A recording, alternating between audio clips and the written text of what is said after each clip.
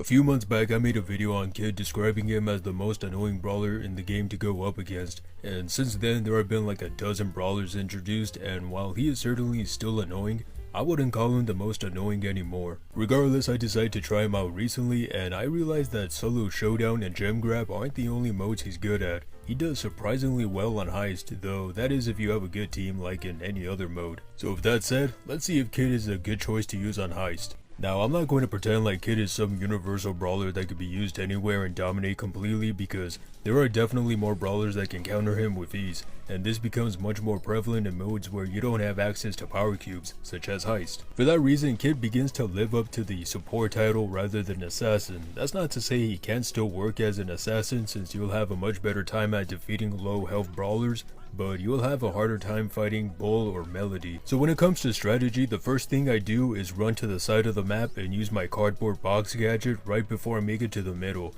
If all goes well, the enemy team shouldn't know where I am, which gives me an opportunity to take out their weakest brawler first. From then on, it's just a matter of attacking the vault, dodging, and distracting the team long enough for my teammates to help out.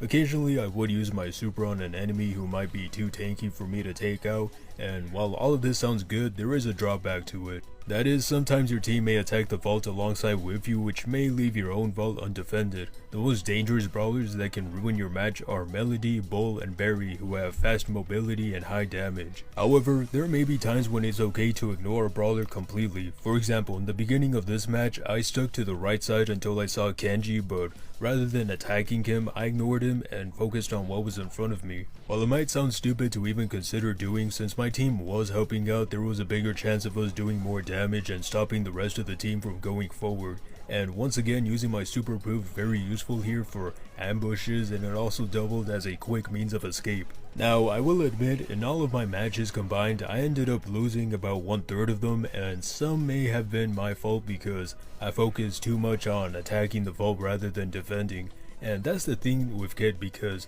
while he can be good on defense, you also rely on your team to finish the job, and sometimes things just don't go your way. For the majority of my matches, I also forgot to use my super to support my teammates, which could have made things easier, but nevertheless, I had fun using Kid on heist, and I do think he is underrated when it comes to this mode, especially nowadays with how drastically the meta has changed. That said, I hope you enjoyed this video and let me know what you guys think is an underrated brawler to use on heist. Anyways, have a good day.